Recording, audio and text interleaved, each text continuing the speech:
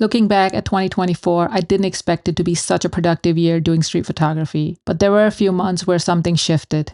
I was shooting more than ever, constantly inspired to make photographs. Street photography seems to be everywhere, but it wasn't all without challenges. There were a few setbacks.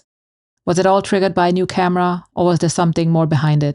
Here's what happened, what I learned, and why a few months became some of my most productive in years. Been surprisingly good and very productive for me as a street photographer. I started to enjoy street photography once again and like never before, which means that I've been out there making street photographs and just being out there on the streets as much as possible. So today I like to talk about how those productive months came to be and what they look like for me. If you're new, welcome. If you're returning, welcome back. I just quickly want to introduce myself. My name is Ambreen, aka Hipster in Copenhagen. I've been a street photographer for over 8 years, and I have a website where you can find my blog and newsletter and a complete overview of all the gear that I own. Check it out, there might be something for you there as well. All right, so let's jump back to the video. And as I mentioned in some of my other vlog videos, end of last year in 2023, I gave myself a challenge. And the challenge was that I wanted to shoot daily or as much as possible. And this kickstarted what I consider the most productive months of my street photography journey since I started 8 years ago. A few months into 2024, I made the largest and most expensive purchase of my street photography career, so to say. I bought the Leica M6, which is a film camera. And on top of that, I also managed to hoard or accumulate 50 rolls of film. So my plan was to shoot most of them during the summer months, and if not, then for the rest of the year. I can give you some stats so far. So as a beginner film street photographer, I've averaged 1 roll per week, which is pretty good. But there are a few things when I look back on the first 6 months that makes it very interesting, and also this period very memorable for me as a street photographer. And what drove me was that I simply just started to enjoy street photography so much, and I'm still enjoying it to this very moment. I can explain it this way. So it's not a negotiation for me. So it's not, oh, I'm tired today, or maybe I'll do it tomorrow. It's more, when can I go out? When can I find time to go out? Also started to happen, it's maybe because of the season, it's the summer months. I started to bring one of my cameras to work. Sometimes I would bring my Leica M6, sometimes the Fuji X100V. I could not wait until I could find time to do street photography, and I would say I've done it during my lunch break sometimes, and I sometimes also do it on the commute. So I often bike, and I would use that time to bike somewhere and just take a few photos before I got home. And the last thing is that sometimes I would come home and just run out quickly after, a quick change, pick up my camera, because I just wanted to maximize the sunny days that we have here in Copenhagen, and we don't have many. How I managed to put in all the street photography during my busy schedule, and also being really mindful of that I wanted to do that. This is something that gives me value, and I think that's very interesting to have that pull to go out on the streets. I suspect most of the I can't wait to get out there attitude is something to do with I bought a new camera this year, and also this sheer excitement of becoming a film street photographer. I recently wrote a blog post about it. You can check it out. I talk about it in a video, that what it means to go back to film photography, because I'm old enough to remember film photography, and also the sheer excitement of relearn being a street photographer and learning street photography, because digital and film photography, the experience around it is a little bit different, where I also talk about this. So I think a lot of it also was the main driver for me, because I want to learn my camera. I wanted to go out and explore what it means to shoot film. And also I had the 50 rolls that I talked about that I had to get through. I just want to take a moment to ask you a question. Do you struggle with street photography?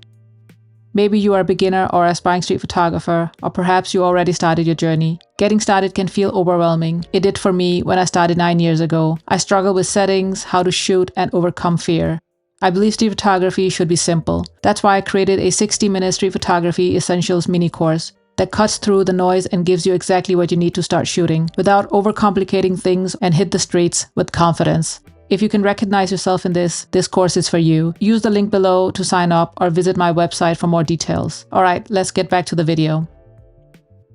I started to see street photographs or opportunities everywhere I went. And I think that's because I go out every day or as much as possible. I actually trained myself to look for those special moments or those moments that I believe can make great photographs. And it happened to me a few times where I didn't bring my camera. I regretted it so much because I saw something that was so out of the ordinary that I just had to snap a photo. So that's why I bring my cameras 98% of the time. I have it on me because there's always that one thing or that moment that you saw and you regret you didn't capture a photo.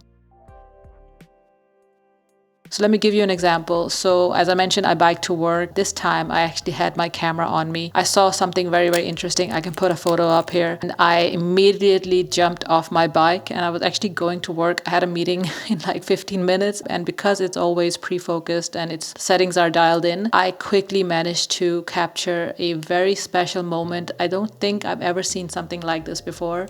And that could only be possible because I had the camera with me.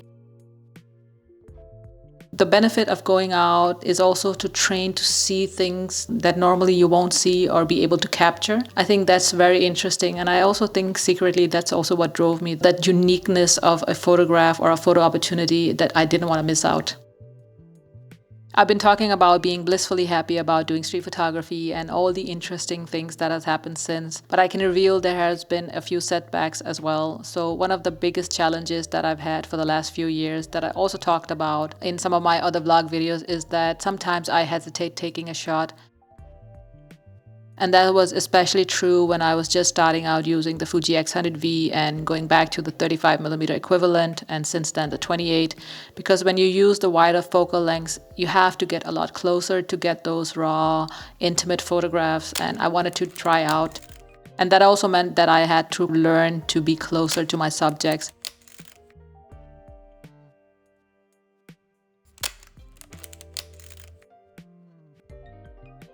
And I can just say it's not easy when you're using a 28mm, and I have a 28mm for my Leica M6. But the key thing here is that my mirrorless cameras, both the Fuji X100V and the Sony A7C, they don't make a sound because I turned the sound off. But when I'm out there, I'm not used to the shutter making a sound.